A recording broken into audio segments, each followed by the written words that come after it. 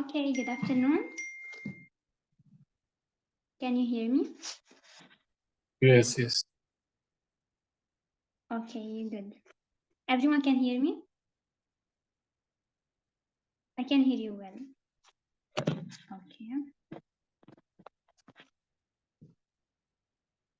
Okay, I'm gonna share screen now.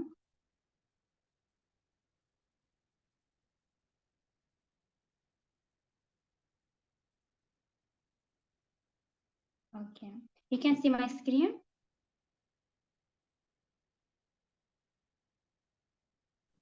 Yeah, we can see the screen. Okay. Okay, guys. So I'm gonna be teaching you biology and chemistry for this month. And so first, we're gonna solve. No, we're gonna go for the slides as we see, but I'm gonna be explaining my notes since I had so much like experience in this exam. So I'm gonna be explaining my notes, and during the sessions, at the end of each session, I'm gonna go through random notes since Imat is like it's a random exam. We don't know from where to get the notes. We don't know from where to get like everything we want.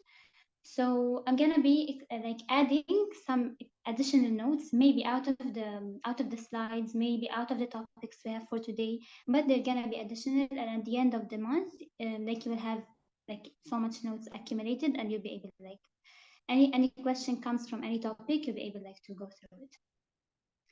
Another thing, I'm gonna be solving from sessions at the end of each session. Let's say like now we have for biology 1 hour, and we have for chemistry another hour. So at the end of the biology session for today, we're gonna be solving at least the three. Okay, so at least the three questions biology from a past paper, and for the chemistry the same thing. So we're gonna go in this way. I think in this way is the best way to be able to get like all the information in your mind. Okay. Okay. So you can all see the screen.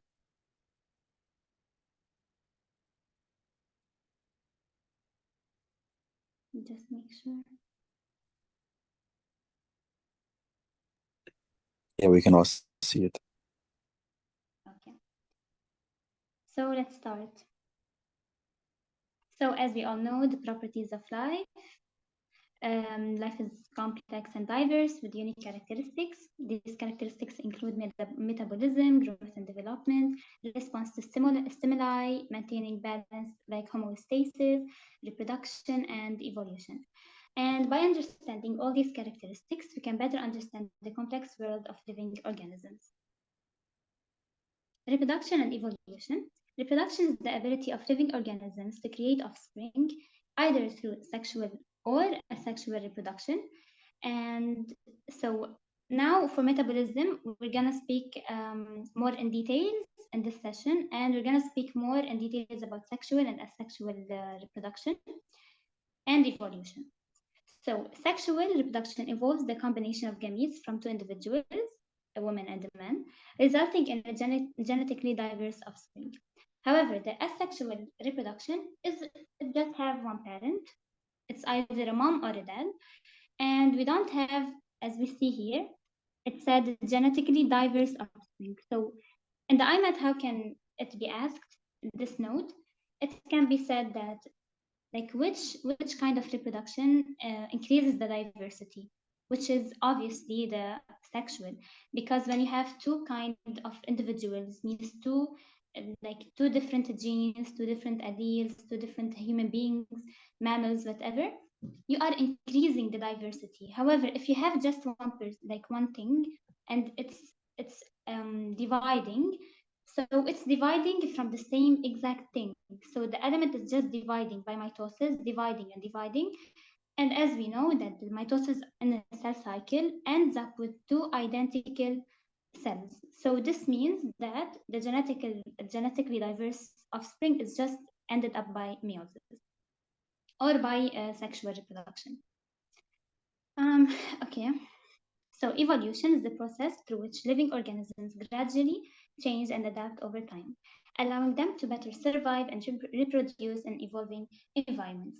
So evolution is how we human beings, how bacteria, how mitochondria, how the organelles, how all the organs, all of this ecosystem, how it was evolving all over these decades in order to maintain a balance between its body and the surrounding. Let's say giraffes, like some theories, it's a kind of theories. Evolution is theories. So let's say the giraffe, like there's a theory that says that before, because they used to eat plants from the trees, so that's why now it has a tall neck. So in this way, we can understand more about evolution. It's just about how we change in order to fit our environment. Metabolism. Metabolism is the process by which living organisms convert energy and matter to sustain themselves. It includes transformation of food and other resources. What does food mean? Food means glucose, proteins, carbohydrates, everything like this. Our body and any animal's body and any living organism's body use this kind of food or nutrient in able to be able to generate resources into usable energy, which is the ATP that we will speak about later, for cellular activities, for movements of the body, for involuntary and voluntary contractions, everything in our body. Metabolism is crucial for maintaining life and allows organisms to perform their biological functions. Growth and development. So for metabolism, I'm going to go back to metabolism. Just let me finish the end of this part. Growth and development. This process regulates by gene, involves the creation of proteins and other cellular components. Starting from a fertilized egg, organisms go through various developmental stages to become fully formed adults. So, as we all know, that any zygote or any individual needs to be starting from a fertilized egg. However, there is some resources, a kind of mutations that happens that does not allow an individual to come from a fertilized egg. But for the Imat, we need just the part which is like not the exceptional part. Okay. And okay. So let's go back for metabolism. Metabolism for the Imat, everything asked for metabolism is we have 1 second. Catabolism and anabolism. So for the Imat, we're just asked about catabolism and anabolism. Catabolism, so number 1, both help organize molecules by freeing and capturing energy to keep the body running strong. How is this? So what we should know about catabolism. Catabolism is a kind of decomposition. It's a kind of, how we say it, hydrolysis reaction. However, the anabolism is the complete opposite. It is the making, like to start from a simple molecule to end up in a complex molecule. So you are adding like an additional reaction, you know? So it's not decomposition. What kind of catabolism do we have in our body? Catabolism is a digestion for use of energy, and it starts with a large molecule ending up with a small molecule. Like what?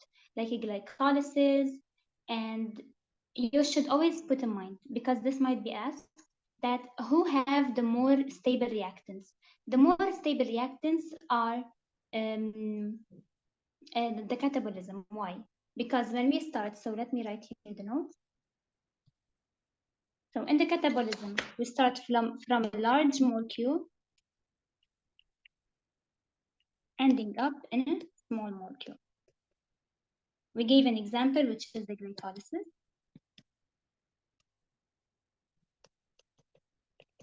Glycolysis, which we all know, I think, because glycolysis. So I think because everyone here have a base, I guess, reaching the last month of the Imat. So glycolysis is starting from a glucose molecule ending up with ATP.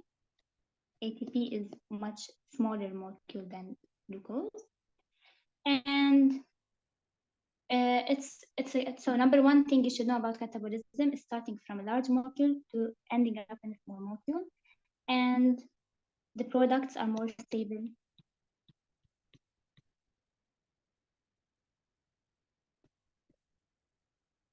than the reactants.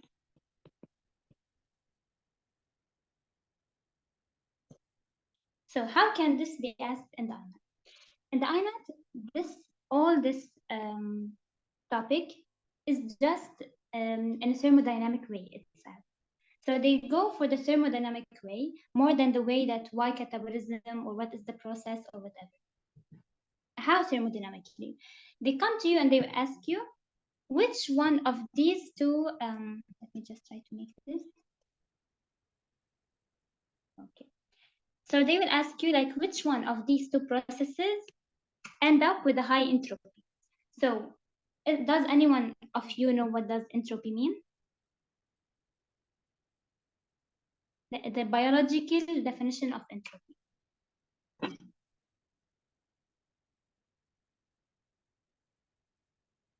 You hearing me, guys?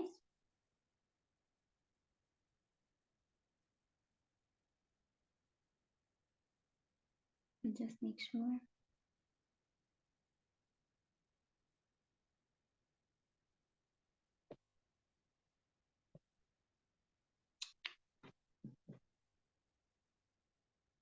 Okay, perfect. So entropy. How will entropy be asked and in what way? You should know. You add here a note that entropy is the randomness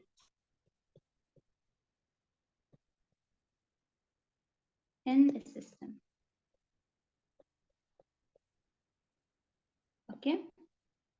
So which system or which process from these two processes you think entropy is the highest?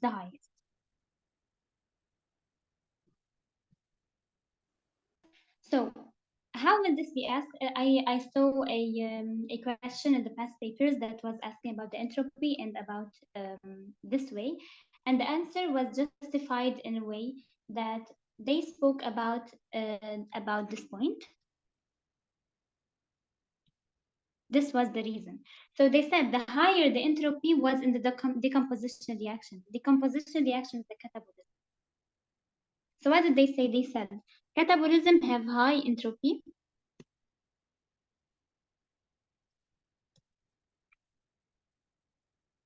and anabolism have low entropy. They said as a justification that the catabolism, the products are more stable than the.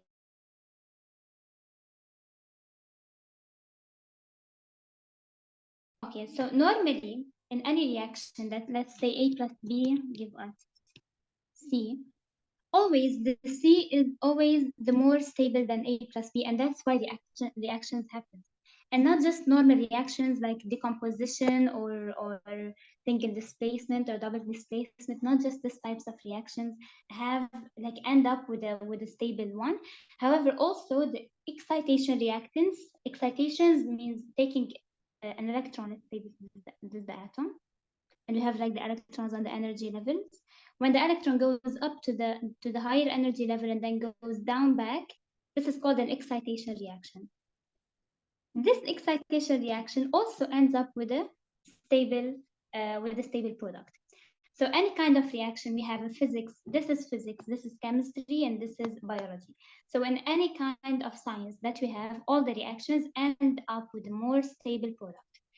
So which process from these two ends up with a more stable product? It's catabolism. Why? Because it is decomposition.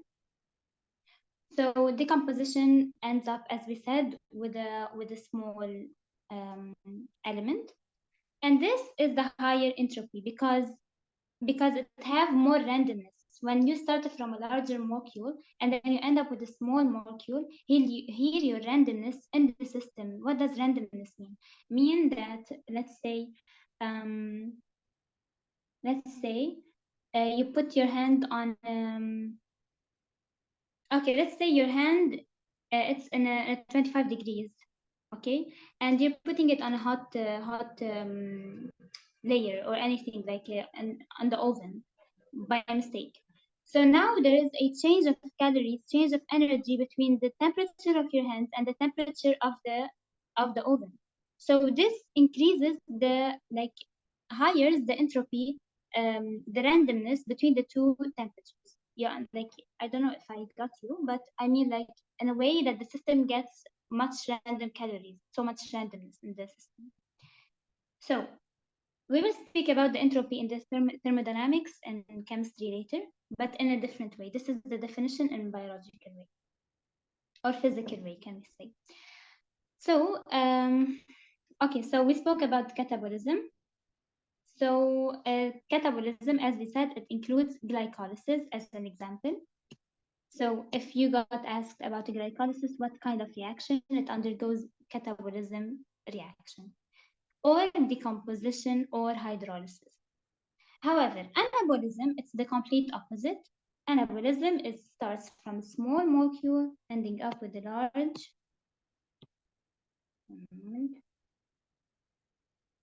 Okay, so small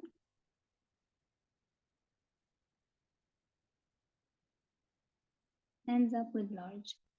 And it starts from a simple molecule ending up with a complex molecule. And who can give me an example here?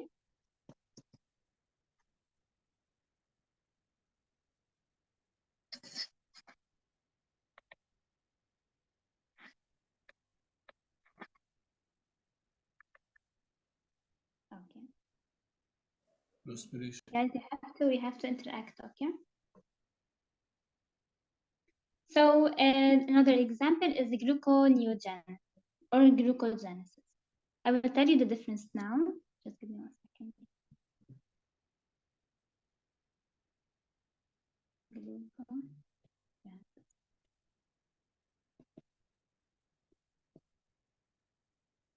Okay. What is glucogenesis? I think also as reaching the last month before the Imat, so of course you went through glucogenesis and we will go through it, of course. Glycolysis and glucogenesis and gluconeogenesis, all of these we will go through the processes later. So glucogenesis is starting from a small molecule like amino acid and ending up with a glucose molecule.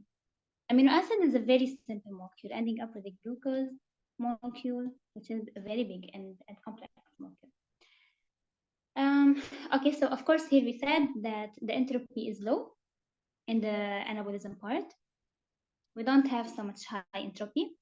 And there's something that anabolism needs ATP.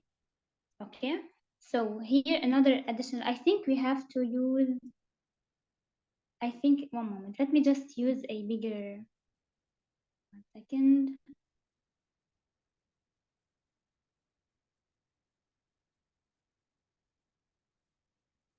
Okay.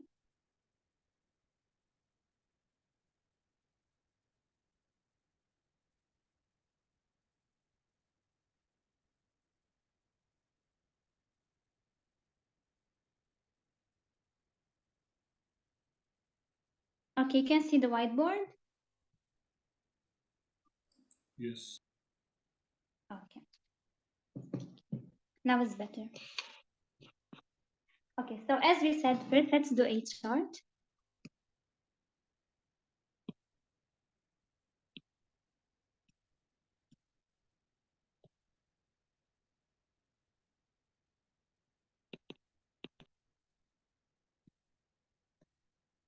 Okay. So catabolism. These are the two kinds of metabolism and anabolism.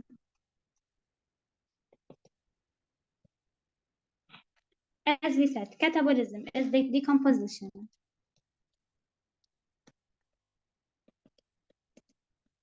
Anabolism is the addition.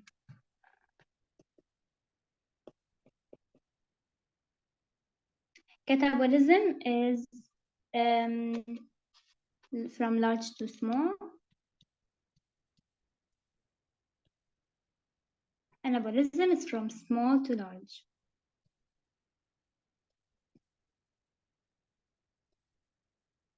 Catabolism have the highest entropy or the randomness.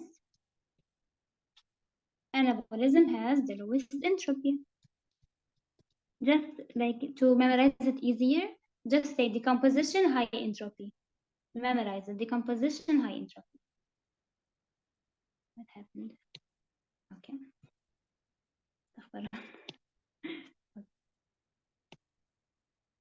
Okay. Okay, so we should know that an additional note that anabolism needs ATP or needs energy. ATP we will go also, but like you should understand ATP is energy. I think you all know it.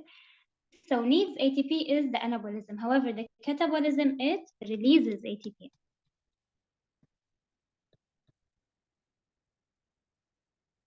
Okay, and as an example here we have glycolysis.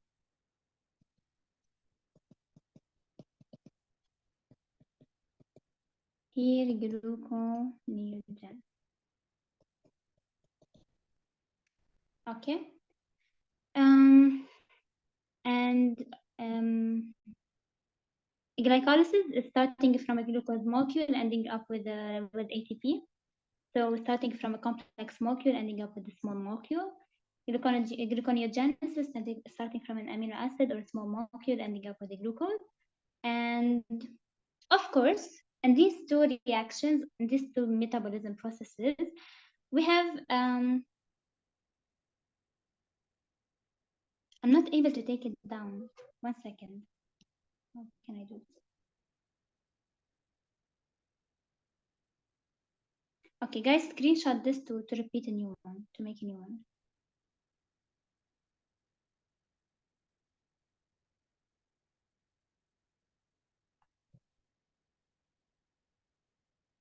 All of you done?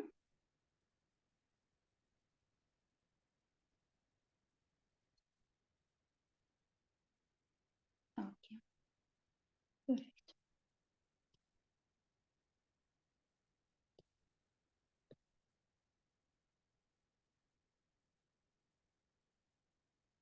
Okay,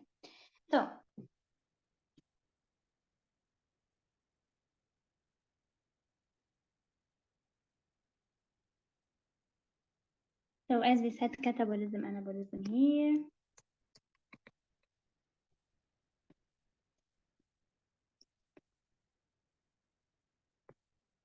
Okay, of course, in any process, metabolic process in our body, we have hormones involved in this process.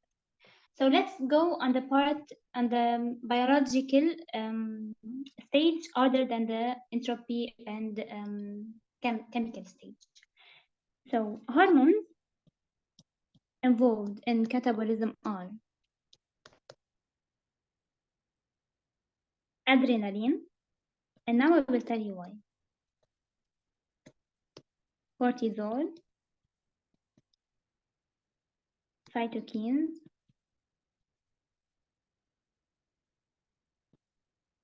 glucagon. However, on the anabolism stage, we have estrogen, progesterone,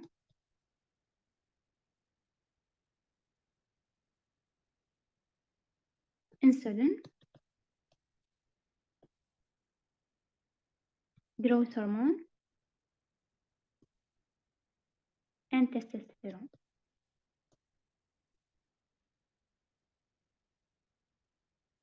Okay. So since we just said that catabolism is the decomposition and anabolism is the creation. So creation, what does creation mean? Creation means the increase of something. So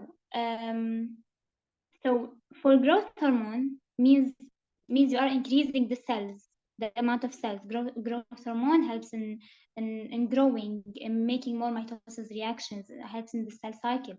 So that's why we are making, like, it helps in making more things, more complex things from a simple thing. That's why estrogen also helps in the follicles and increasing the follicles in the uterus of the woman. Progesterone, and it increases like the protection for the baby when he's like the HCG increases the progesterone. Insulin, also testosterone, everything increases and makes more complex things in our body and makes more larger molecules in our body. However, the cortisol, the adrenaline, the glucagon, the cytokines are all catabolistic hormones, means they end up with small things, with small molecules. Um, okay. So the hormones, you should memorize them because they might ask you which hormone is anabolic, which hormone is catabolic.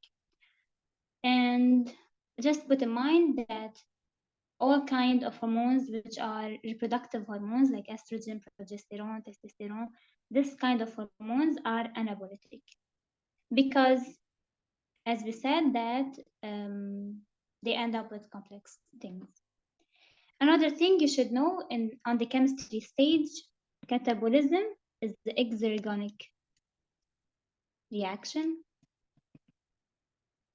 So I'm giving you all the things you should know about metabolism. And anabolism is the endergonic reaction.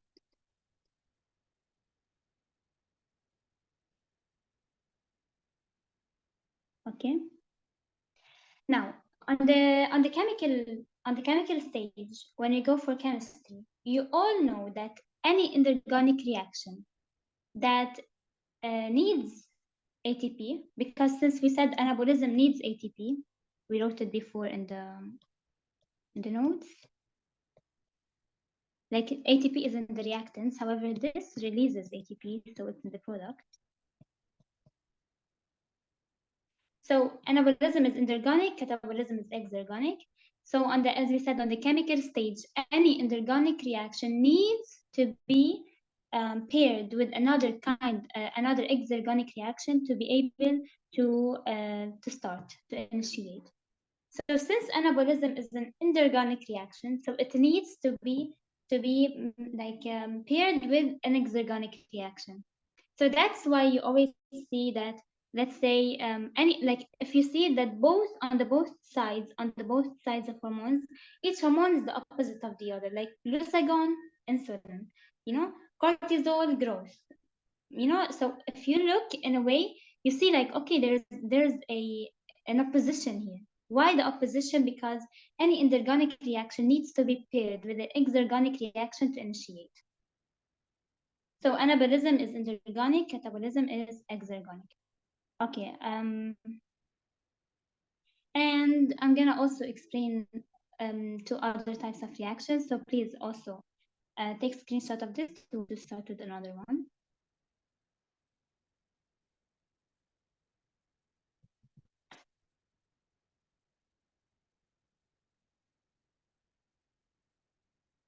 Okay.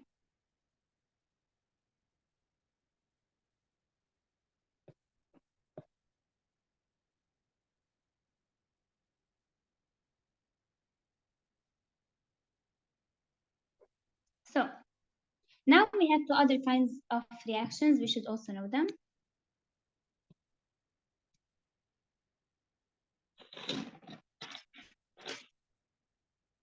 So the two other types of reactions are hydrolysis reaction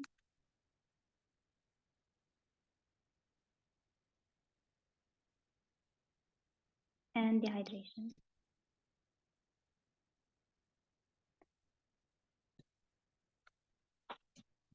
So these are chemical reactions. However, these interfere inside biology in so much places.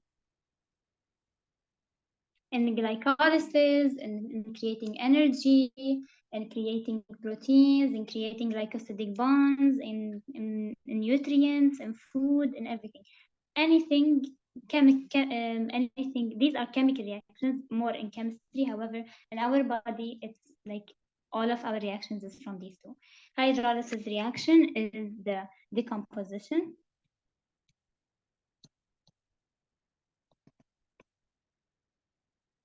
And the dehydration is also the making, the creation. Okay. Hydrolysis reaction. Give me 1 second.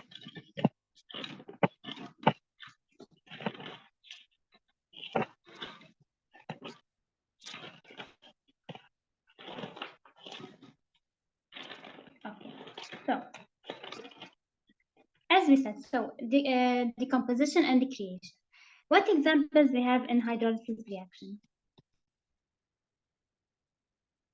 So, as we said, decomposition means it starts from a big molecule, ends in a small molecule, and dehydration starts with in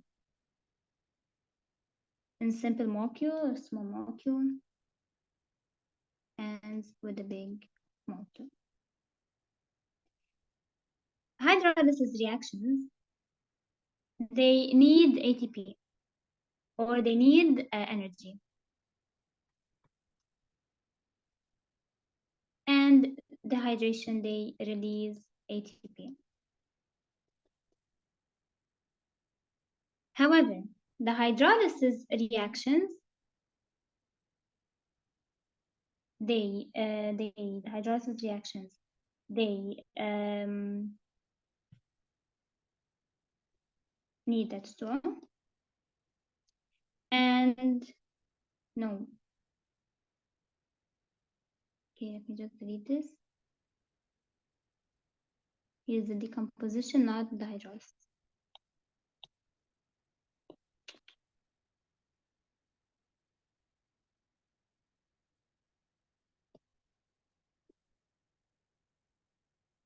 Okay. Need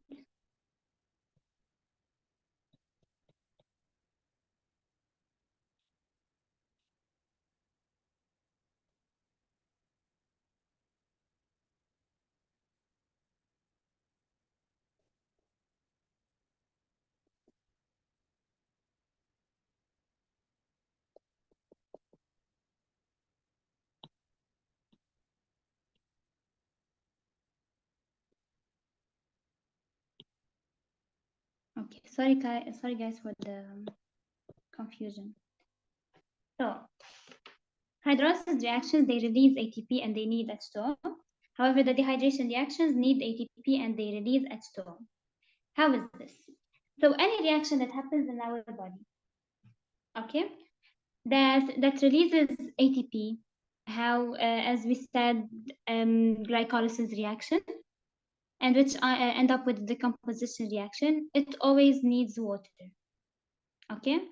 However, any reaction that needs ATP, it always releases water. How we memorize it, in what way? Dehydration reactions means we are dehydrating. What does this mean? We are taking water. Hydration means aqua, means water. So we are taking water outside the bond, you know, the molecule. So that's why we release H2O. And always remember that when a reaction needs H2O means it releases ATP, and these are always against each other. Okay. So kinds of hydrolysis reactions, or you know, we have so much kind of bonds in our body: peptide bonds, glycosidic bonds, covalent bonds, ionic bonds. All this kind of bonds in our body are ended up from either hydrolysis reaction or dehydration reaction. Okay, guys, I want you to screenshot this slide.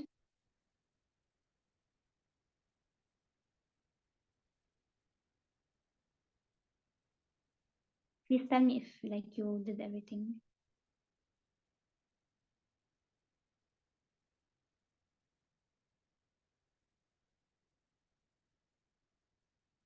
Okay. Okay, thank you.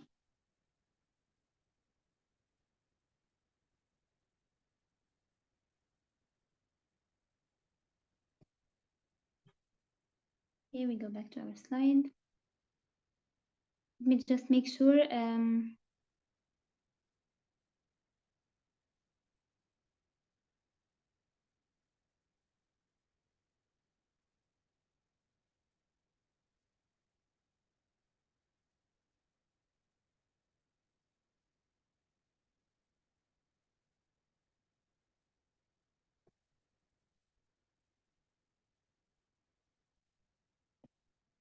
1 second, guys. 1 second.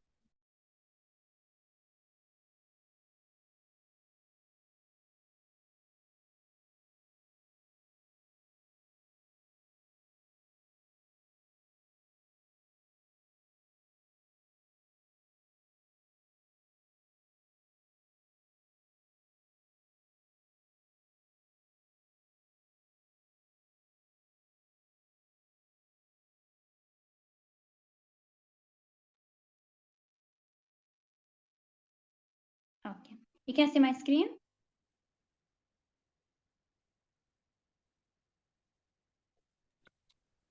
Yep.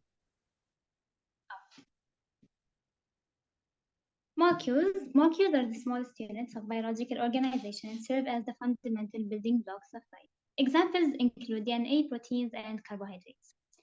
Molecules are crucial for numerous biological processes and are essential for the proper functionings of cells and organisms. Okay. Membrane-bound organelles. Organelles are specialized structures within cells that carry out specific functions. Examples include mitochondria, lysosomes, endoplasmic reticulum, Golgi apparatus, all of these organelles inside the cell, which generate energy or work as lipid synthesizing, protein synthesizing, and these things, and the nucleus, which contains genetic material. These organelles are crucial for the proper functionings and organizations of the cells. Okay, now I want to send a paper on the group.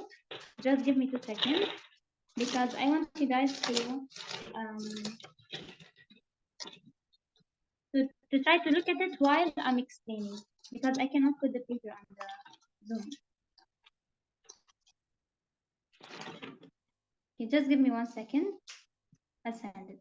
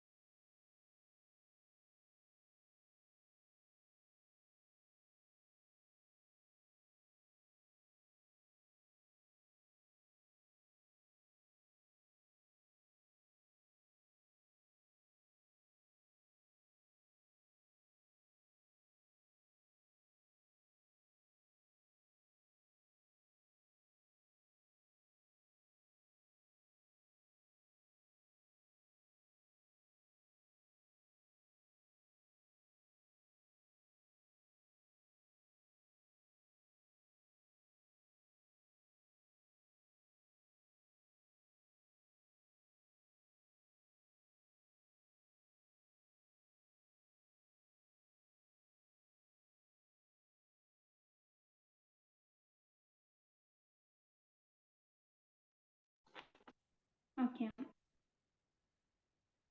So, guys, are you okay with everything until now? And, and do you want any break or everything is okay for now? You don't feel tired?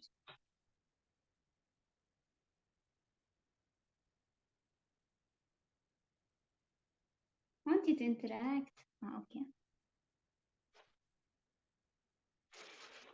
Okay. Perfect. Perfect. Perfect.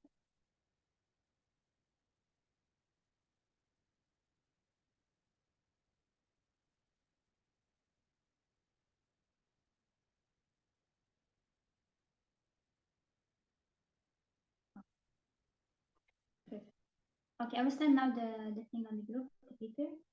It's so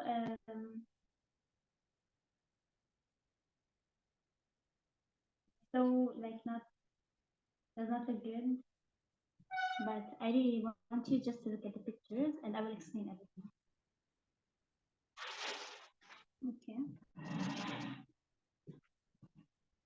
So go to the paper and look in the just in the two kind of cells, and I will explain them.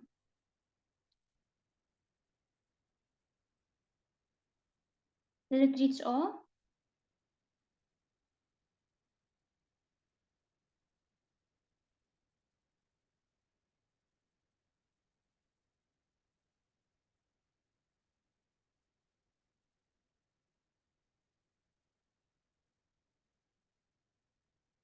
Okay.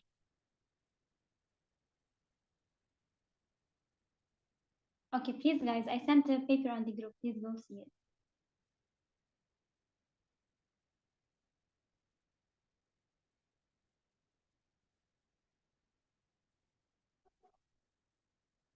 Perfect. Okay, now let's focus.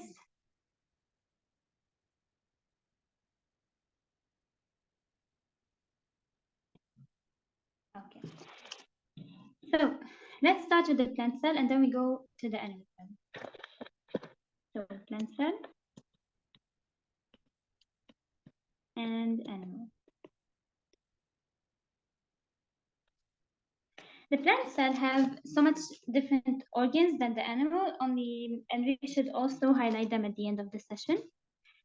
It has chloroplast, mitochondria, cell wall, central vacuole, and nucleus, nucleolus, nuclear envelope, and mast cells. So each one of these organelles, you are asked about them. Chloroplasts are the main parts of a green plant, and they allow the photosynthesis to happen, and it allows like all the process to happen. It's like one of the main important organelles inside the plant cell. The mitochondria is the ATP production because anyways, the plant cell is a eukaryote like the animal cell. So at the end, of course, it will have the mitochondria. They have cell walls and they play a role of protection. They have the central vacuole. They store nutrients in the central vacuole. Central vacuoles helps in support and pressure and holding the pressure from explosion or from any necrosis that might happen in a plant, and for defense and for color. So vacuole is also central vacuole is really important organ inside a plant cell. And the mast cells, of course, for any immune defense, and of course the cytoplasm. However, if we go to the animal cell, of course we will find the mitochondria since it's a eukaryote. We will find the Golgi apparatus, endoplasmic reticulum, centrioles, centrosomes, cytoplasmic membrane, nuclear pore complex, nucleus, and rough endoplasmic membrane, smooth endoplasmic membrane, and lysosomes. Now, I want you to, let's first focus on the animal and then we go up to the plant. Let's say this is the nucleus. And here the Golgi, and here the reticulum.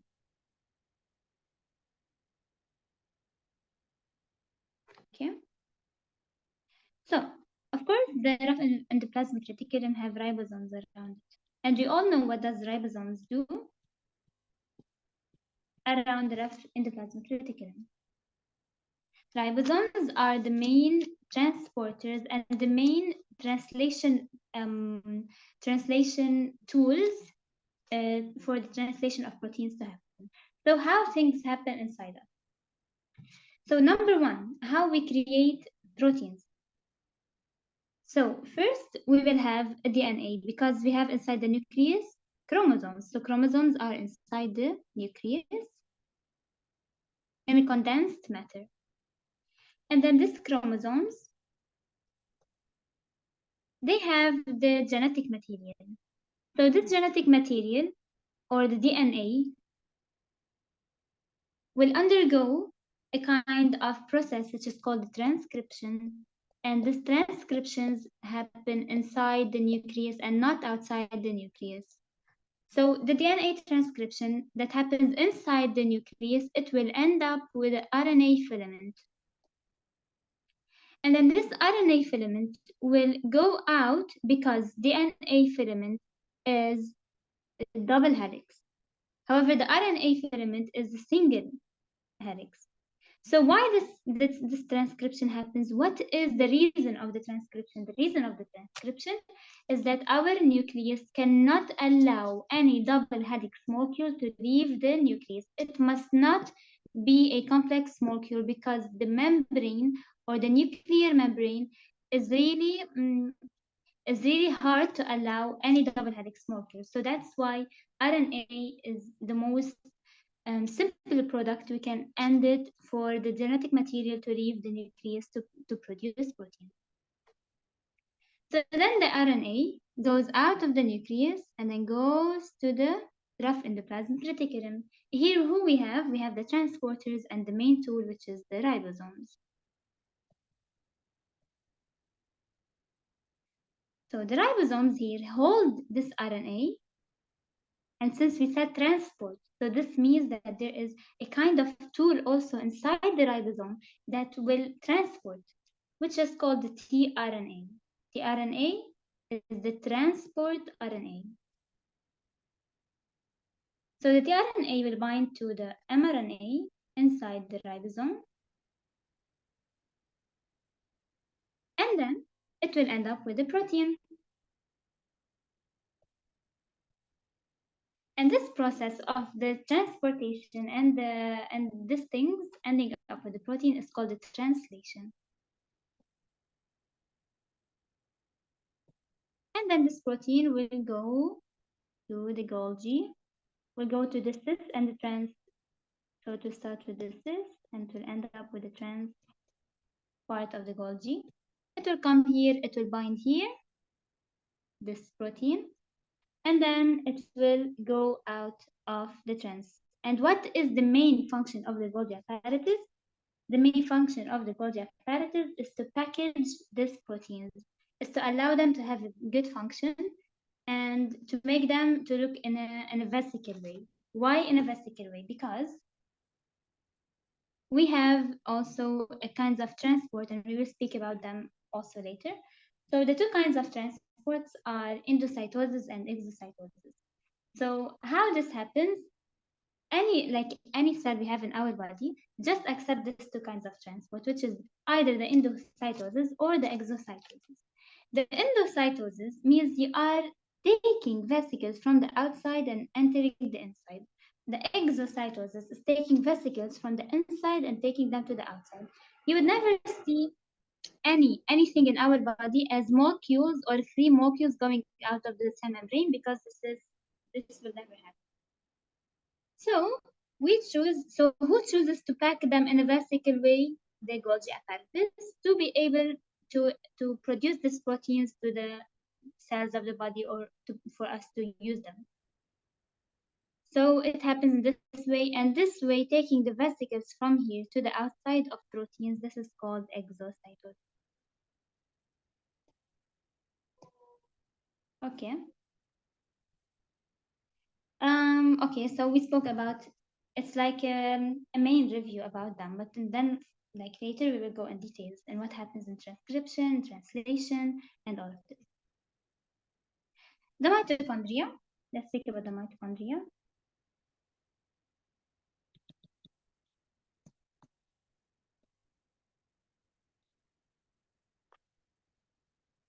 So the mitochondria, there is first number one, you should know about, we have so much things we should know about the mitochondria. The first thing is the theory of the mitochondria. In evolution, the theory of the mitochondria is called the endosymbiotic theory. So the symbiosis, and we will go through symbiosis through evolution also. So what happens? Mitochondria used to be a prokaryote. Mitochondria used to be a kind of bacteria. It was not an organelle. But by later, mitochondria was able to adapt with the other organelles in the cell, and then it became a kind of very important organelle of the cell. But before, in the evolution, it was a bacteria.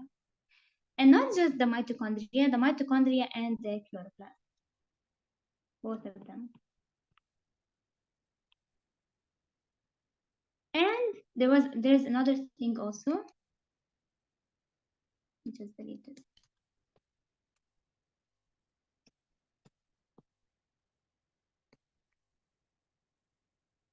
Okay. So third thing also that undergo also through decades the evolution of endosymbiosis was the 9+2 complex. And now we will speak about this also. So keep in mind these three things that undergo endosymbiotic theory. What is the endosymbiotic theory? So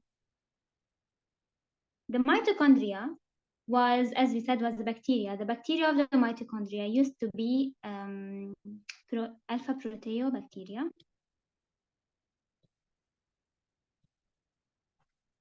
Bacteria.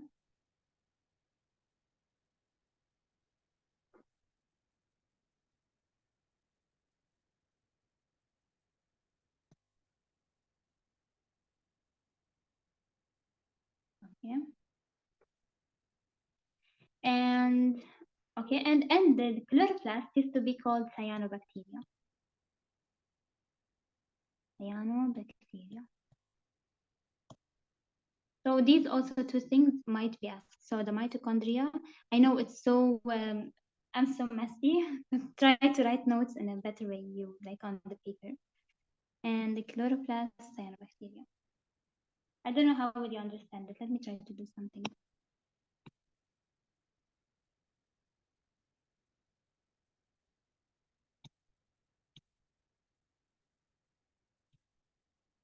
I'm sorry for the mess.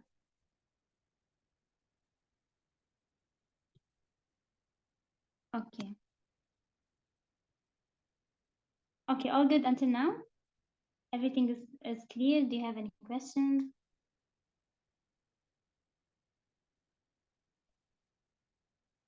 Let's make sure. Did you take screenshot? I forgot.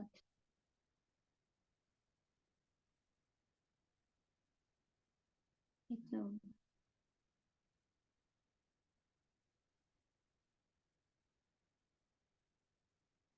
Perfect. Perfect. Okay.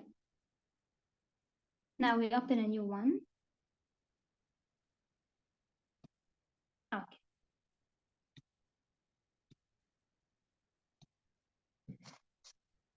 So we spoke. Yeah, the mast cell. The mast cell organelle helps in the allergic reactions, and it also helps in immune defense. It's a kind of immune cell, that's stem cell.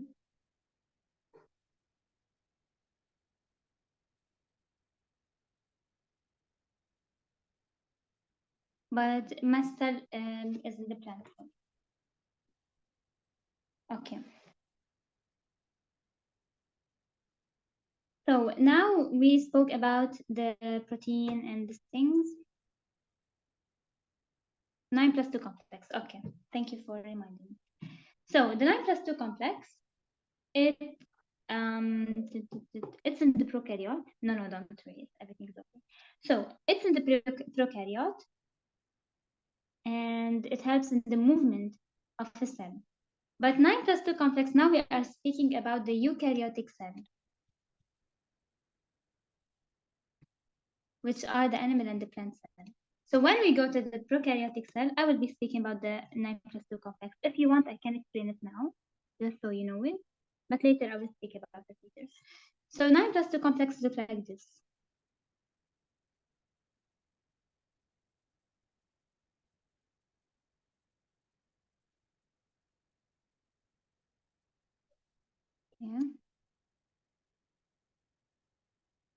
Yeah. is 9 plus 2 complex. Looks like this almost. And it helps in the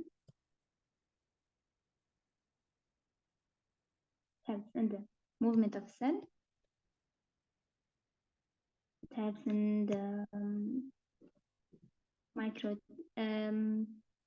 yeah, it's a kind of microtubules. We will speak about the microtubules later. And examples of 9 plus 2 complex are the flagellum, which is in the bacteria, which is in the sperm, and the cilia. These two, flagella and cilia, the 9 plus 2 complex is the main, like it is, what are they? You know, the type. The flagellum type is 9 plus 2 complex. The cilia is a 9 plus 2 complex. Their structure is this 9 plus 2 complex. So what do they help? They just help a movement. And it's said that they undergo symbiotic theory, and this complex, they used to be bacteria, and then they stuck on the cell, and they allowed the cell to move. Like the cell used to be like this, and then the flagella stuck on the cell, and then later they adapted with them, and they started allowing the cell to move. That's all about it. Okay, screenshot before I delete.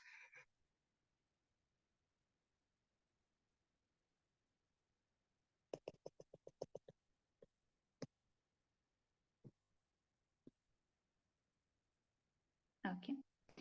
So now we will continue about organelles inside the cell. Okay, so guys, we'll speak now about the mitochondria.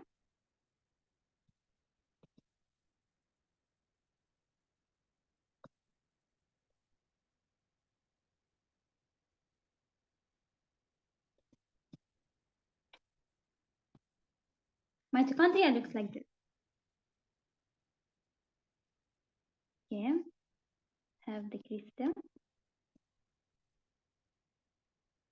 and have the matrix, which is the inside, and have the cytosol, which is here, this part.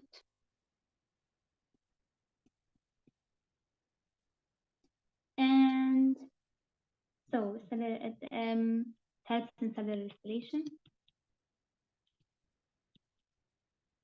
and helps in ATP production. Now I will speak about it all.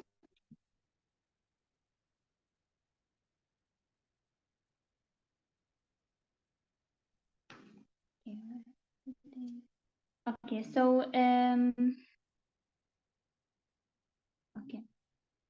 okay, guys, I want to ask something before I continue.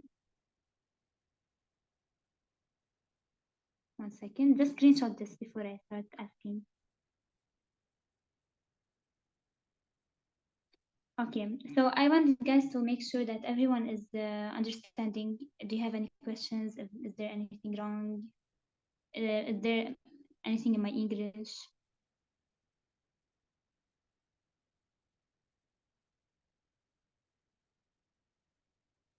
Everything is clear? You can chat or speak, no problem.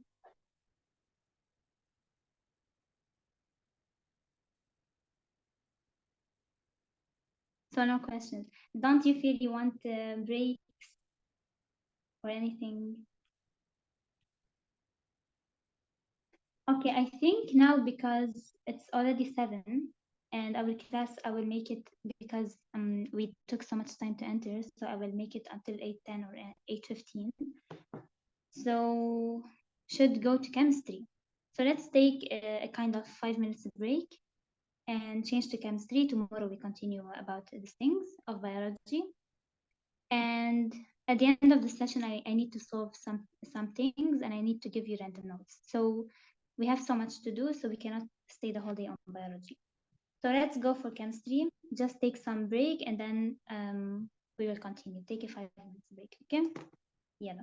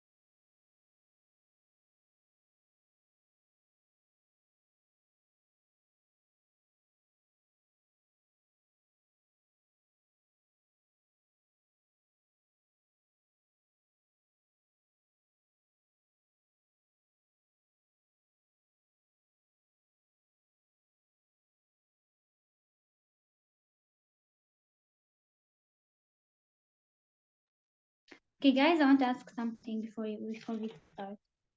Do you think that if we do all biology today, like we end at 8 before we start solving, also we solve only biology, and tomorrow we do all chemistry, and after tomorrow all biology, will you think this method will be like easier on you than to change your mind from biology to chemistry immediately? Or you think it's okay to do like half half? I just want to take your opinion about this.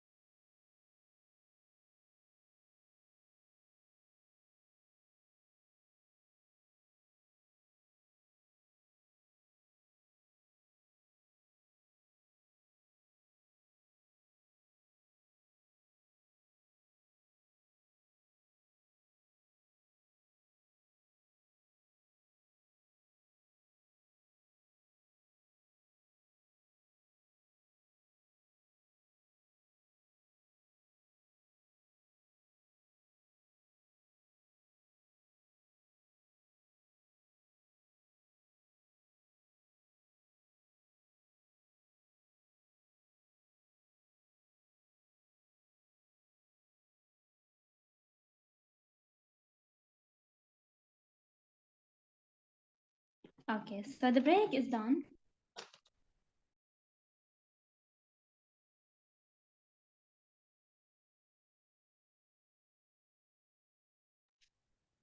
Okay, yalla. Let's go. Okay, guys,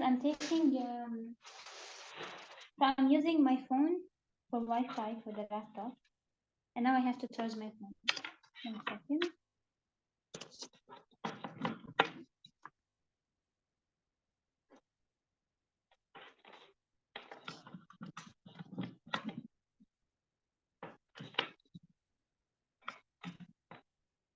Okay, let's continue biology then, since everyone said like biology is okay. Okay, so we were speaking about the organs.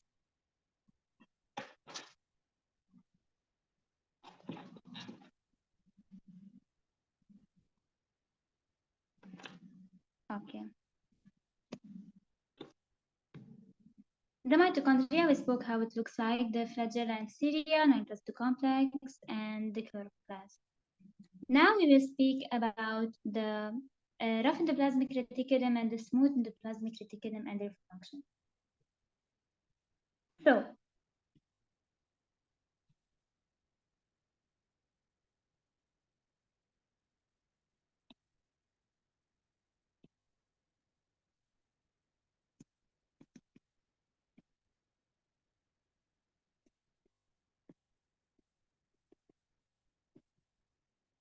the smooth, it helps in packaging and okay. So the smooth helps in synthesizing lipids.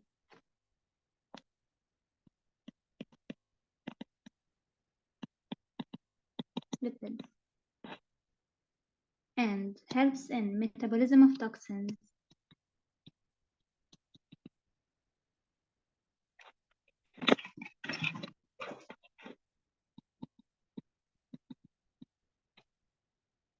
However, the RAF, we spoke about it, helps in packaging proteins.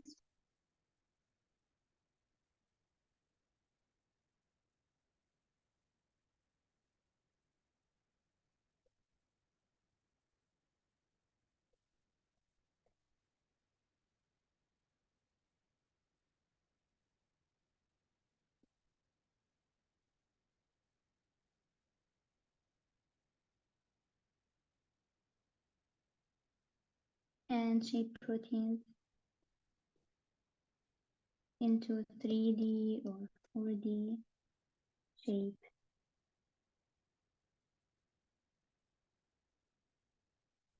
to become functional.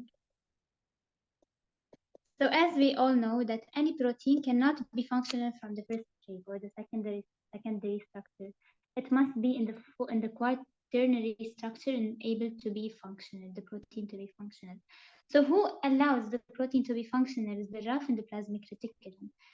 And it also helps in the packaging and producing. So the rough endoplasmic reticulum is almost, but it's not the same function of Golgi apparatus. However, the smooth endoplasmic reticulum helps in synthesizing lipids and metabolism of toxins. Now, I want to ask you a question. Who is the highest, which organ in our body is the highest organ that have a smooth endoplasmic reticulum in itself?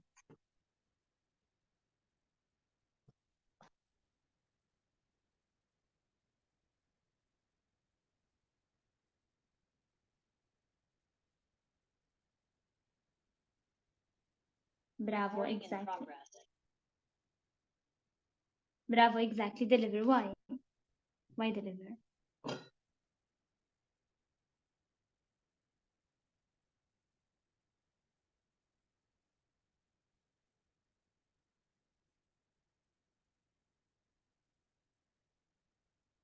Because the main function of the liver is this one.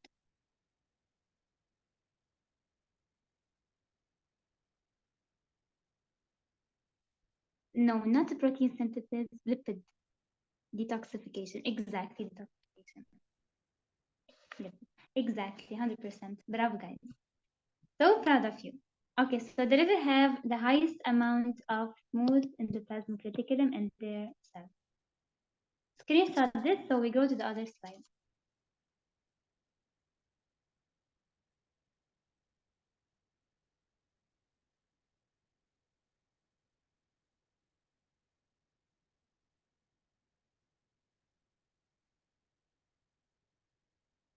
Okay. So we spoke about these things. Okay, perfect.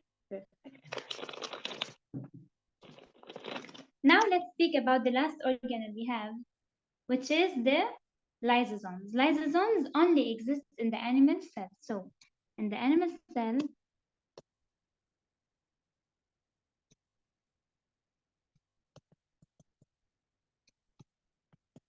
we have like small structures, small vesicles called the lysosomes. And these lysosomes are number one formed by the Golgi apparatus. So they are formed by the Golgi apparatus. Number one thing you should know about them. Number two, they hydrolyze and digest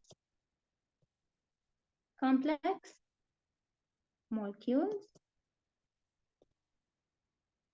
by phagocytosis and are made up of 30 hydrolytic enzymes. So hydrolytic enzymes, the main word of enzymes means acid, means there's something acid. By digesting, and we all know that our body usually uses the acid to be able to digest.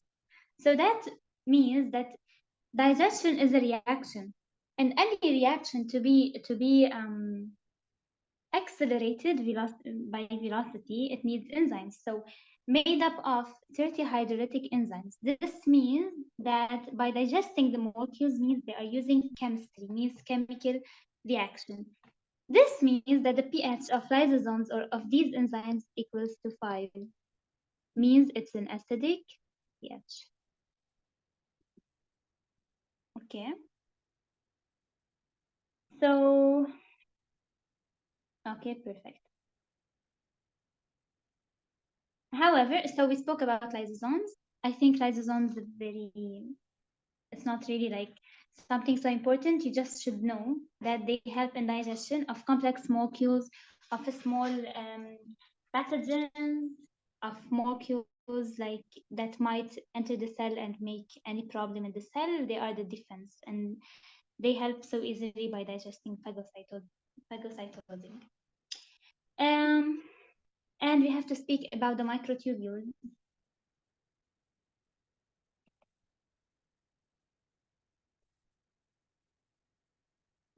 Microtubules are like spindle fiber. We all know what's spindle fiber. So if we see in the meiosis or mitosis, when the stages start to happen after the synthesis and after interphase, we find out that in the metaphase or anaphase, the spindle fiber starts to create, and prophase and for later. So the chromosomes align on it. Okay. So this spindle fiber itself helps in the cell cycle. And what is the spindle fiber? It's a microtubule. So microtubules in a cell helps in the cell cycle. This is the main function of them. And plus they also help in the structure. So microtubules helps in cell cycle and cell structure. Okay. So they help in both under both stages, the structural and the functional state. Let me make sure if there's anything else I should say.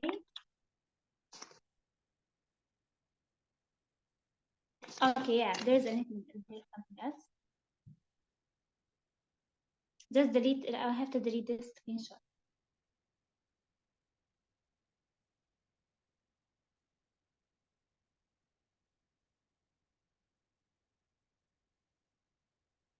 Okay. Yeah. So we have something that this is the nuclear membrane, this is the nucleus, and this is the nuclear pore complex. So you should know in the nucleus so much things. This animal cell, so nuclear pore complex.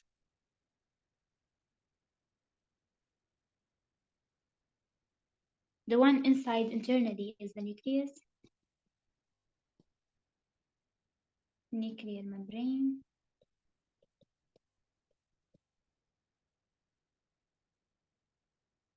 Now you should know that the smooth and the rough endoplasmic reticulum, which is around the nucleus, the membrane of this endoplasmic reticulum is called the cisterna.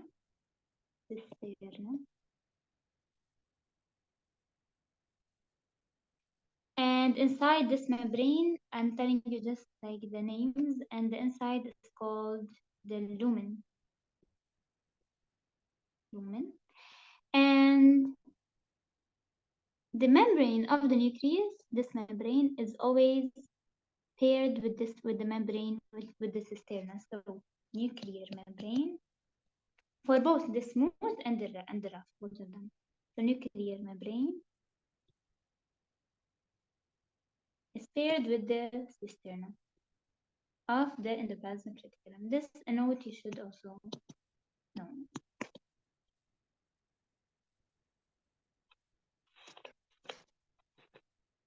I think about the organelles, already spoke about them.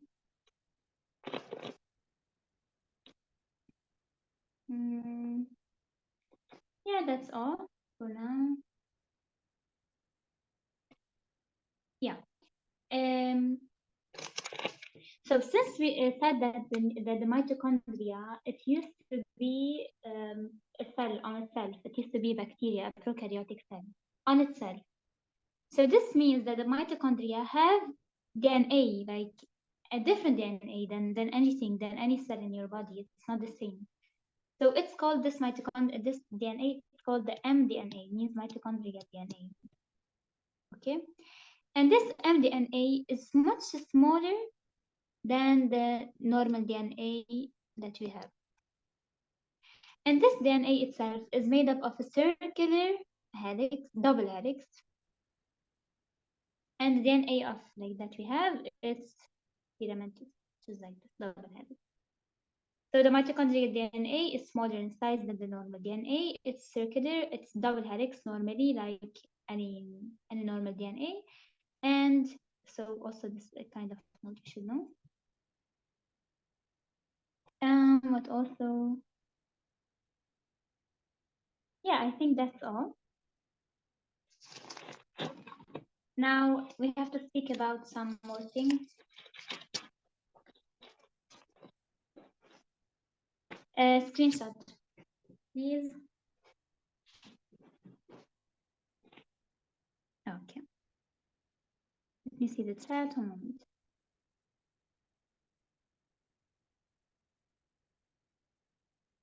Can you just summarize mitochondria? Okay, of course, I will. There's also gonads and muscle, right?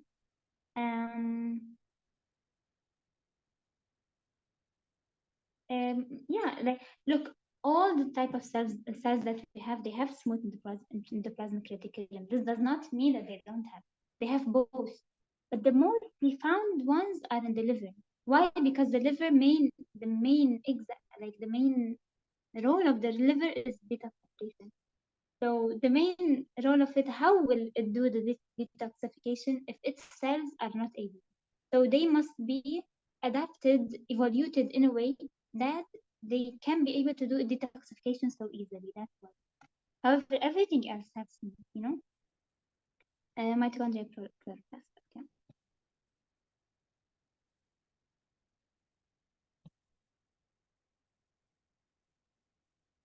Okay, so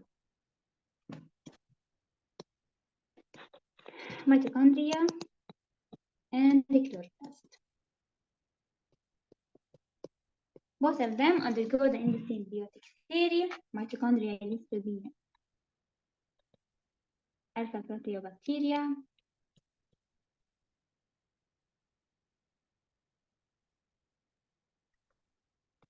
It was able to improve and adapt to the other organelles. Chloroplast used to be the cyanobacteria.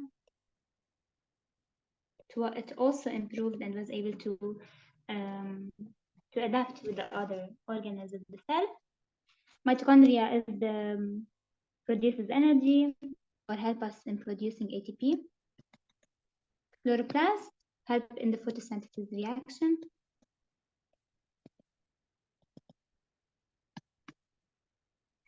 Mitochondria have mDNA. Chloroplast also have its own DNA. But the only DNA that you should know about for the Imat is the mitochondria. So mDNA, and what else we spoke about?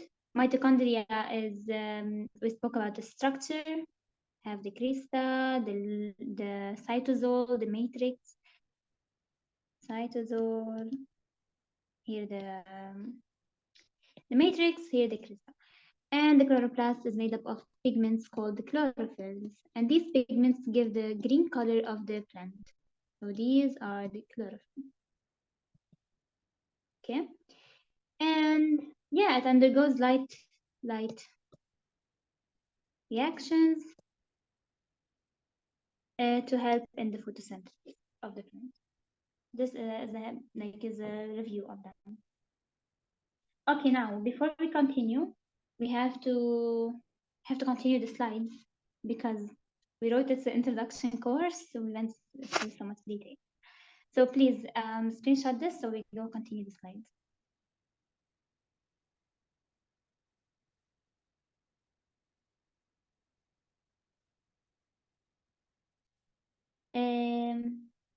Bravo, exactly. It's mitochondrial. Mitochondrial DNA is maternal, 100%. 100%. Exactly. So mDNA, you should know it's because if you see normally when you're solving IMAT, you see so much in the genetics. So much people say like we have mitochondrial disease or this family have mitochondrial disease.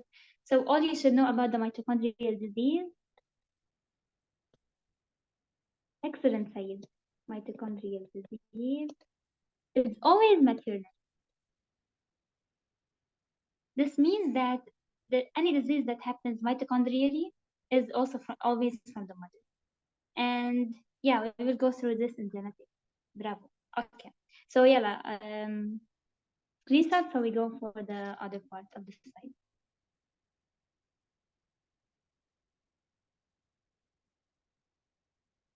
We're gonna have a day in which we will be focused on cell biology, on the organelles, and like you will have them as a slide. You don't have like to write everything. Everything will be written on the slide. And we're gonna go through so much details other than this. And we're gonna make like so much comparisons and this thing. So I think for now these are good as an introduction, as the first day, you know. Okay. What happened? Okay. Now we're gonna go for the slides.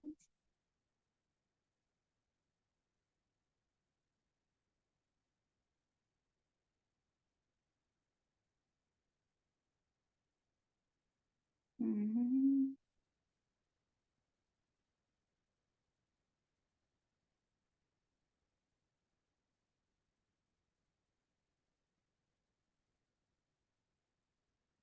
Yeah. So organelles, we spoke about them. Cells. Cells are the fundamental unit of life and are capable of performing all essential life processes. They can be either prokaryotic, without a nucleus, like bacteria, and eukaryotic, with a nucleus, like animals, mammals, us, human.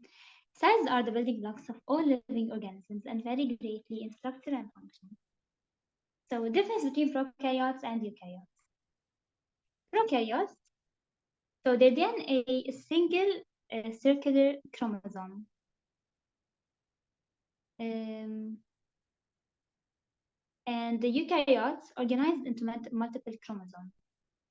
So the chromosome is single and circular in prokaryotes. However, in eukaryotes, it's organized into multiple nucleoles. The prokaryotes,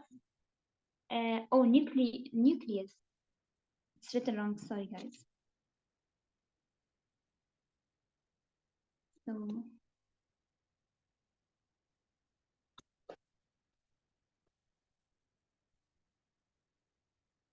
because there's another thing called the nucleolis. So the nucleus, they does not like prokaryotes don't have nucleus, and the eukaryote has a nucleus of course enclosed by a membrane, which we spoke about, the nuclear membrane, and of course the DNA or the chromosomes are inside. However, what does the prokaryote have? Prokaryote has something called the nucleoid. This nucleoid is we have the circular DNA, this is circular DNA, but it does not have anything around it. It does not have no nucleus to enclose it. It does not have nothing around it, and this helps, and we have plasmids around it.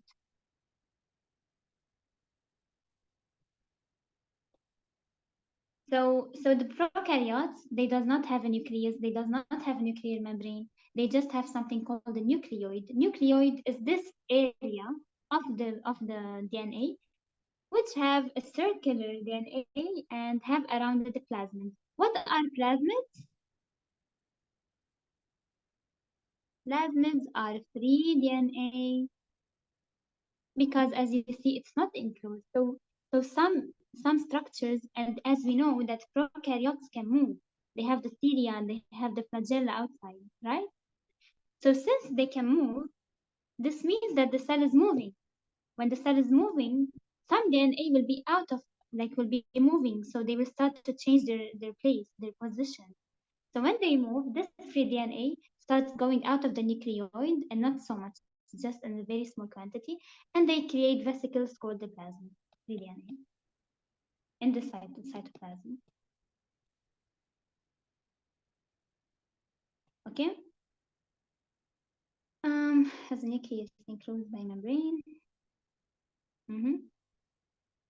And organelles, no membrane-bound organelles. However, eukaryotes contain membrane-bound organelles, and prokaryotes like bacteria, like archaea, and eukaryotes like plants, animals, fungi, protists. All of these are eukaryotes. And sometimes we, like as students, we think, okay, fungi, protists, and this kind of things. The moment we hear about them, we be like, okay, these are eukaryotes.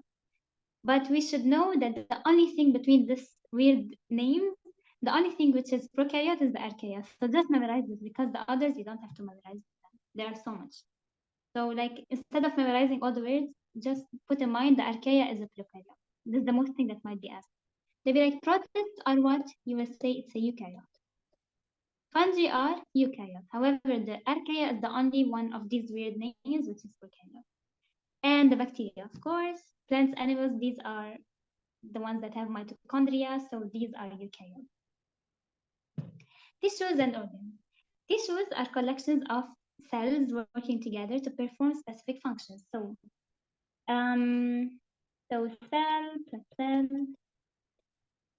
give tissue. More, like much more, of course. Types of tissues like muscle tissue, like epithelial tissue. However, organs are made up of various tissues together, like the lungs, the liver, the heart. These are made up of tissues. If you put all together, this main source of all of this is the cell, which is the main unit. Organisms, populations, communities. Organisms can be single individuals or part of larger groups, such as an ant colony or a bird flock. Populations are a group of individuals of the same species. Put in mind the population, same species, in the same area. So geographically and as a kind, they are the same. These are the populations. Communities are many more species also living together geographically in a shared environment in the same place. So these three things also you should know about evolution. Ecosystems and the biosphere. Ecosystems are communities. So we go to the ecosystem. Are communities of living organisms interacting with their physical and chemical surroundings. So the ecosystem is the communities that are able to interact to be able to adapt physically and chemically in the environment. They include the relationship between organisms and their environment. The biosphere is the global sum of all ecosystems encompassing all living organisms and their environments on Earth. So the biosphere is everything. Okay? So we start number one, organisms. No, we start from here. We start from cell, tissue, organ, organelle.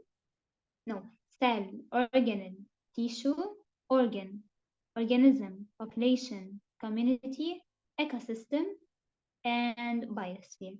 So you should kind of write this sequence on a paper and try to memorize it. Ecosystems are communities of living organisms interacting with their physical and chemical surroundings.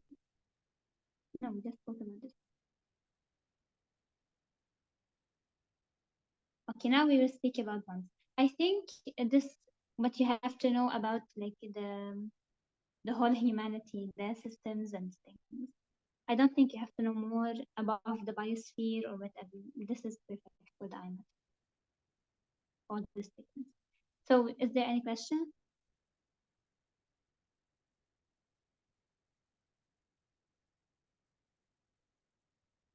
Good. Chemical bonds. Chemical bonds are the forces that connect atoms to form molecules and compounds. Covalent bonds involve sharing electrons between atoms, while ionic bonds is transferring electrons. So just, I think all of you know this, because here we are in a revising session. Understanding chemical bonds is essential in chemistry, biology, or science. Covalent bonds occur when atoms share a pair of valence electrons. The sharing creates a stable molecule or compound. Non-polar covalent bonds involve equal sharing of electrons, whereas polar covalent bonds result in partial charges due to unequal sharing. This now we'll speak about. Covalent bonds are crucial in both biological chemical systems. So we have two kinds of covalent bonds. We have the polar and the non-polar. Okay, let me try to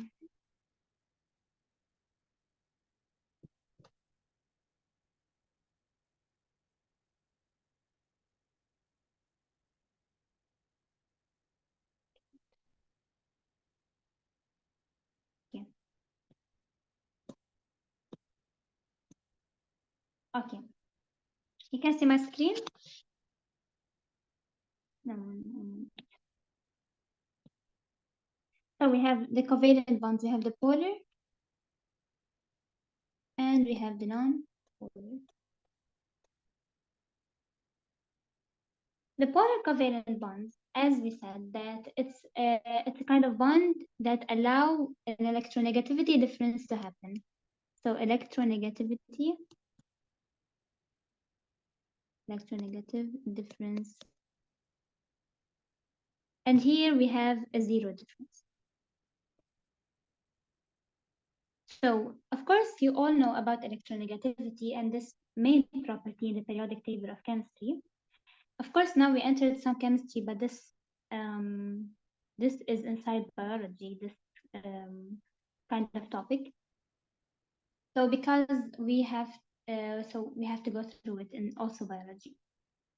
So electronegative difference, it's a kind of difference that allows the like if you see in the periodic table, electronegativity difference more in the nonmetals. So electronegativity difference is more about the loss of an electron.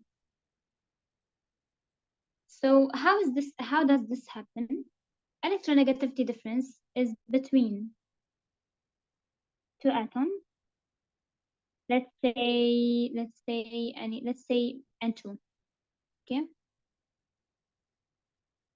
So N2, we have two differences, like N and N, two atoms. So the difference between them, since both of them are the same atom, there is no difference between them, right? Because let's say any electronegative number, it has A, N will have a minus A. So A minus A gives a 0. Okay? So here it ends up in a 0 difference. Now, of course, nothing is super balanced as elements. So of course we have a maximum of 0.4 max. And of course a minimum of 0. However, in the polar we have a maximum of 0.9 or let's say 1.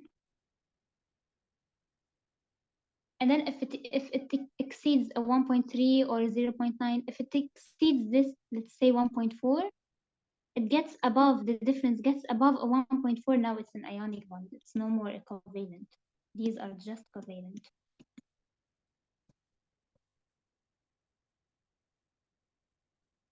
Okay. So if it exceeds the 1.4, let's be stable on two numbers. So let me just be stable on a number. It's better than.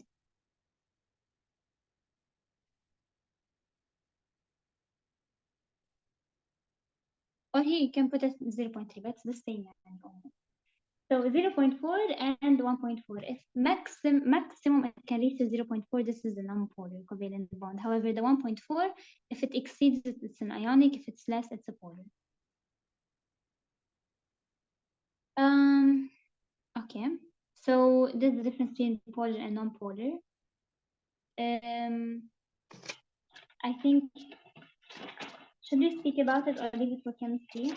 Because it has so much details. I think we should finish the slide and then we speak more details in chemistry. Okay, 1 second, there's someone speaking in the chat.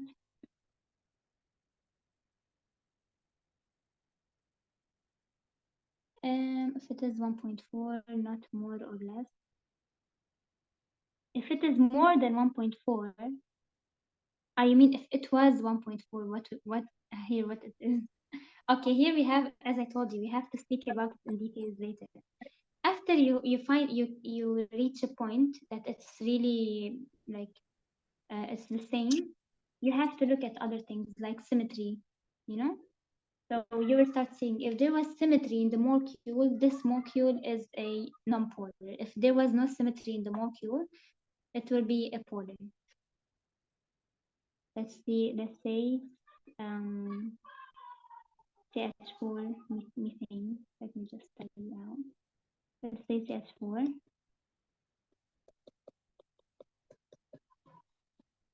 If you look, we have a symmetry.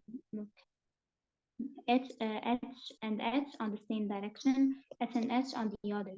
So here we have a symmetry. This means it's a non-polar.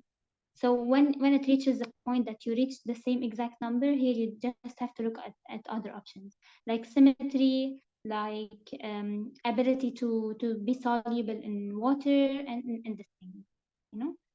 So it just depends. And it will be so easy, don't worry. It won't be this hard to be able to differentiate, you know. Okay. Okay, guys, give me 1 second, I'm coming.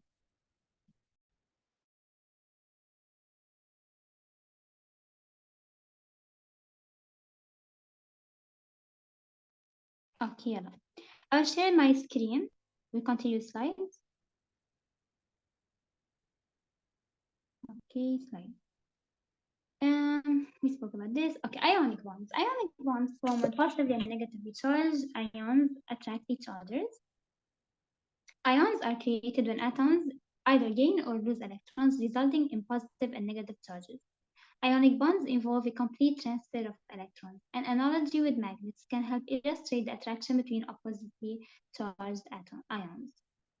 Non-polar covalent bonds can be compared to two friends equally sharing a sandwich where each person takes half, resulting in an even distribution. This is the non-polar. You see? This non-polar. Polar covalent bonds are like two friends sharing a sandwich, where one person takes a larger portion, leaving the other with less. So this is like an analogy. These analogies help to visualize how electrons are shared equally in non-polar covalent bonds and unequally in polar covalent bonds. Weak chemical interactions. We have hydrogen bonds. These occur between two electronegative atoms and help stabilize biological molecules. Hydrogen bonds, you should memorize them, are hydrogen atom. I'm writing in the highlighter. Okay. Hydrogen atom and nitrogen. Hydrogen atom and oxygen. Hydrogen atom and fluorine. These are three hydrogen bonds. Okay. Because why? Because the nonmetals usually are high electronegativity. So, and the hydrogen is not really high. It is high, but not really as much as the non-metals. So when these two together interact together, they make a hydrogen bond. The hydrogen bond is a weak bond. It's not a strong bond. So because usually like people see HF fluorine, oh, it's highly electronegative. So this means that since it's highly electronegative with a high electronegative, this means it's a strong bond. No, it's not. It's a weak chemical bond. Van der Waals interactions, these involve fluctuations in electron density and influence three-dimensional shape of large molecules. Van der Waals interactions, how can I don't know if I can go deep for today, but I'll try my best to not be super deep.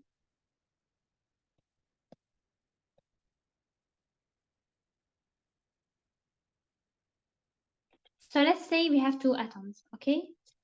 And there is a distance between them. This distance is called the van der Waals radius between the nucleus of here and the nucleus in the center, يعني. So this radius between them, this distance between them is called the van der Waals radius. The more or the biggest the radius between them, the stronger the bond. The more they are far from each other, the more the bond is strong. Why? Because van der Waals themselves are called the radius interaction or the distance interaction. So this I will say about it now, but they are so divided into details between dipole and instantaneous dipole and these things, but I will speak about them later. Hydrophobic interactions, these occur between non-polar molecules when they are in the presence of water. Hydrophobic, phobia, we all know what does phobia mean. Phobia means hate. So we have phobia or we're scared. So these kind of interactions, they fear water. They fear water. They cannot be with water. They cannot be with hydrophilic, or they cannot be with polar substances. They fear polar substances. So they prefer to be non-polar. Who has hydrophobic interactions? It's more about oil, lipids, this thing. So we will speak also in details in chemistry later. Hydrogen bonds stabilize structures such as the DNA double helix. DNA double helix, we spoke about it, it's a double helix. So we have inside them, inside the DNA, we have the nitrogenous bases, and we will go through like DNA so deeply. So these nitrogenous bases, between them, like let's say C, G, A, T, whatever, between them there is hydrogen bonds. So this kind of bond is inside the DNA double helix. It makes it stable. It makes it a helix. It makes it stick together. Van der Waals interactions have determined the three-dimensional structure of proteins. Hydrophobic interactions, so van der Waals 3D structure of proteins. We will speak also later about all structures of proteins, but just put in mind that van der Waals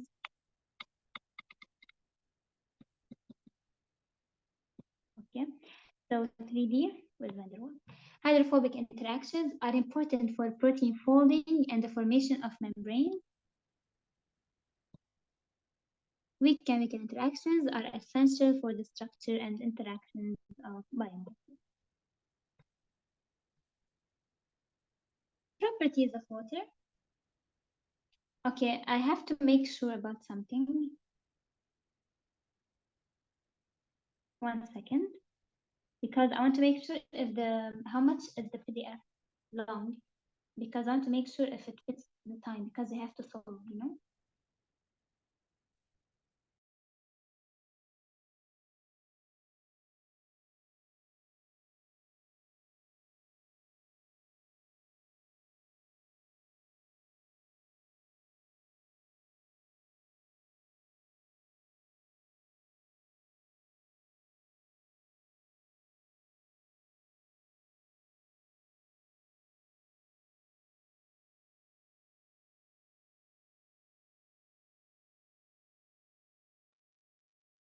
Okay, let's do this.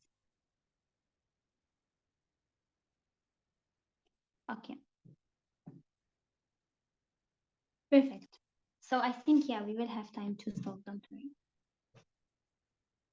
Water's unique shape. Water's shape allows it to form hydrogen bonds with other water molecules. Now, the thing you should know is that water does not even just have hydrogen bonds. Water have hydrogen bonds and covalent bonds.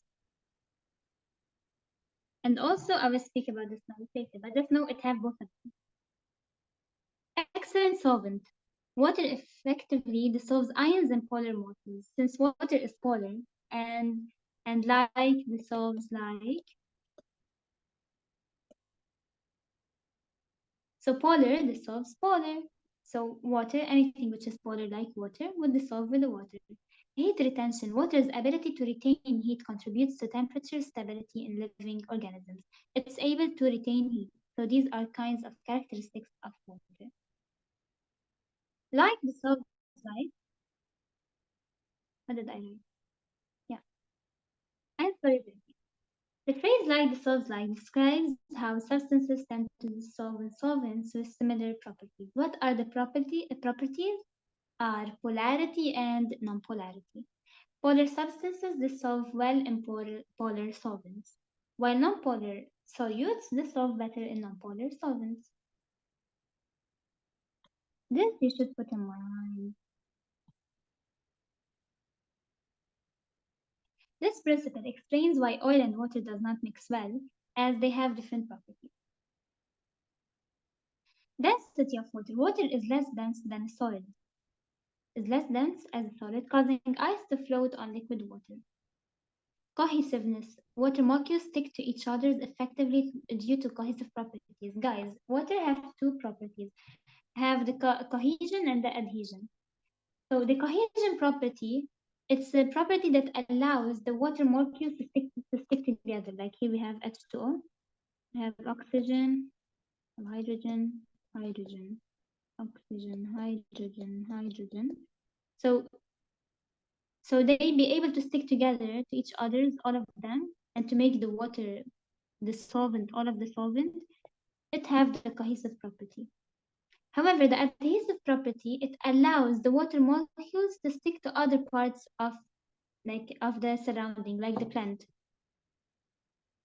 If you go to the leaf of the plant, or I mean in the tree, okay, you see that the water, how does the water reach from the roots to the leaves? Okay, they reach so easily. Why? Because water have adhesive property. It can be able to transport so easily in any body, you know. So this adhesion property allow the molecules go up, reaching the leaves, and this ensures the adhesive property. So the cohesion is for the water molecules themselves. The adhesion is for all the molecule. Okay, I mean for all the body plant. It's mainly about plant, to be honest. Human body composition. About 60-70% of the human body is water, highlighting its essential role in life. So 60-70, we have water in our body. Another note I can give to you now. Let's make this. We have 4 to 5 liter and 5 to 6 liter of blood. 4 to 5 in women, 5 to 6 in men. So you can take this as a note that women have 4 to 5 liters in the body of blood, and men have 5 to 6 liters of blood. Another thing, we have from 400 to 600. Okay, guys, let me just make sure about the numbers. Don't write them now, but remind me to speak about these numbers. I will speak about them later. But I have to make sure just about the numbers. I don't give you nothing wrong, like the units, the numbers, because now I remembered it was one time asked about also this thing, about the blood and this thing. So let me just make them. I will send them on group after this session, okay? Okay. Water importance in life. Universal solvent. Water facilitates the transport of nutrients, waste, and molecules within organisms. Medium for reactions. It provides a medium for biochemical reactions, enabling vital chemical processes. Temperature regulation. Water's high heat capacity helps maintain stable conditions for biological functions. The most important thing is universal solvent, high heat capacity of water. It has very high heat capacity water. Cellular component. Water is a fundamental part of cells, providing structure and support, and even the movement inside the cell is because of water. Lubrication. Water works as a lubricant. It reduces friction and protects organs from damage. So also this is important.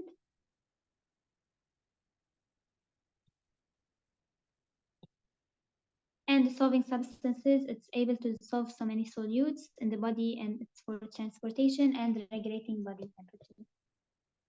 What you have, like everything that you should know about water is mainly the heat capacity.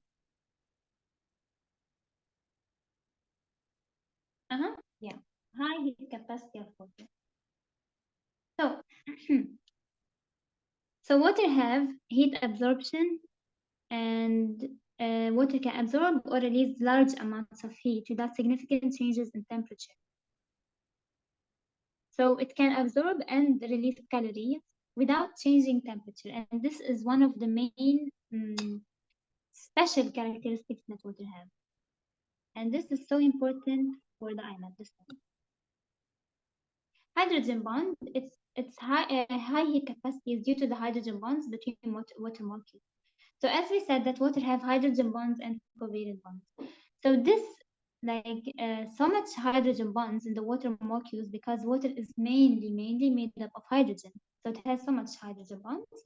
And this high amount of hydrogen bonds increase the high heat capacity for the water. And it also has a specific heat capacity, has the highest specific heat capacity between all the liquids.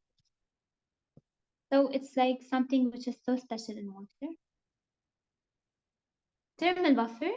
So, the buffer system, it's a kind of way that regulates the acidity and the basicity inside the human's body or inside any system. And buffer system, it's a way to balance this two mediums. At the same time, you're maintaining the same pH. So buffer system does not change the pH. Take it as like a kind of note that buffers doesn't change pH. And they just know how to balance and maintain two mediums. I'll speak more about it later.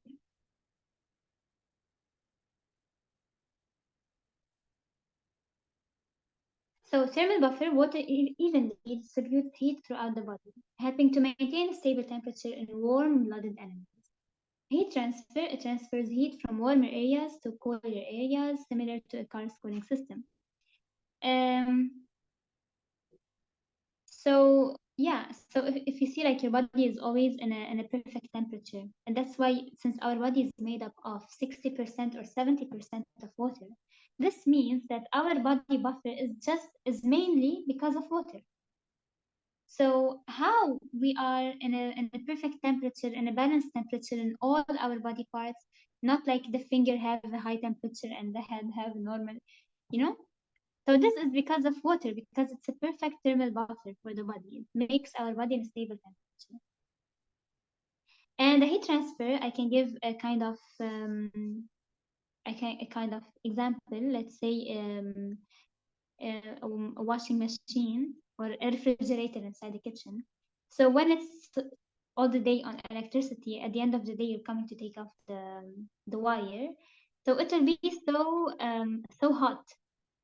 So then it starts cooling down. It cools from a hot temperature to a cold temperature.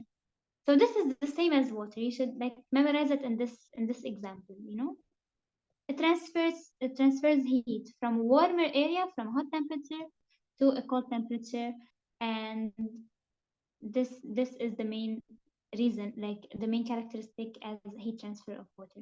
So it's a kind of example to remember how heat transfer happens.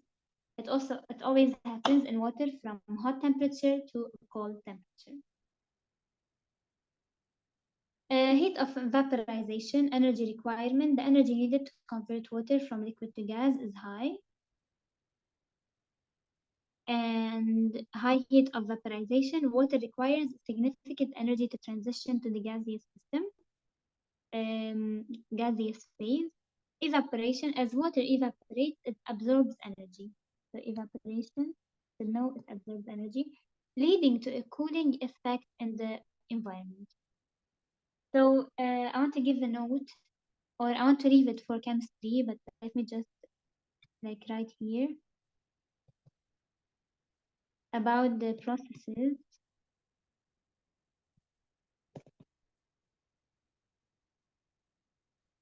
So if you know, like we have so much states as chemistry, like in chemistry we have liquid, solid,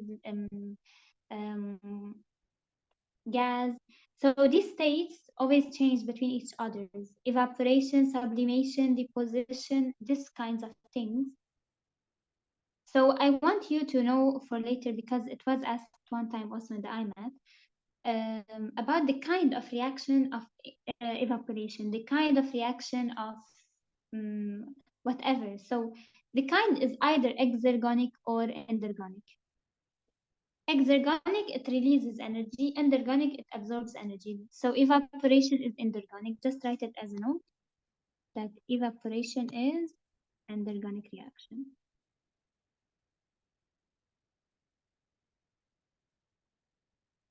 And it's asked so much in the chemistry. So when we go to the chemistry part and we go through the deposition and this, as I told you, this kind of processes, I will tell you each one, which is exergonic, which one is endergonic, and you memorize them. So evaporation, we said that it absorbs energy, leading to a cooling effect. Since we said it starts from hot to cold system. So water as a solvent, polarity. Water is a polar molecule with positive and negative ends due to its oxygen and hydrogen atoms. So water is made up of oxygen and hydrogen. And oxygen normally is very high electronegative. So this means it's partially negative. And hydrogen is lower electronegativity. This means that it's partially positive. So this means that the covalent bonds between these two molecules, I mean atoms, is polar. So it have a high polarity, and that's why solutes dissolve easily in water. Dissolving capability, water's polarity allows it to dissolve polar molecules and ionic compounds. Hydration shell, when ions or polar molecules are added to water, hydrogen bonds form around them. So as we said, that water has covalent bonds and hydrogen bonds. So when ions or polar molecules are added to water, hydrogen bonds form around them, creating a hydration shell that keeps them dispersed. So there's a hydration shell that will be that is created around the hydrogen bonds to not cut these bonds easily. This creates water as a solvent. This creates a hydration shell or sphere of hydration around the particles, keeping them separated or dispersed in water. So we have ions. So why ions easily dissolve in water? Because ions are easily they are easily can lose or gain electrons. So the moment that these two ions, let's say NaCl, they have between them ionic bond. So when you divide them, they are easily dissolved, and the solution at the end will be a neutral pH. Why? Because the ions, when they dissolve, no more ions there. They completely dissolved. They completely dissociated in the solvent. So the pH will be neutral. So what allows these ions to easily like dissolve in water is the hydration shell that is created around the particles, allowing them to be super separated or to be able to break the ionic bond so easily. I think we should stop here to be able to solve something at least. So tomorrow we continue from here, we go to chemistry. So we still have acids, bases. Okay, it's okay. Tomorrow we continue them. Now I have to solve with you some things because I really need to solve something. From the beginning, we have to go through the routine, you know? So just tell me if there is any question or you need any break or you want to stop the class or what do you want? Tell me.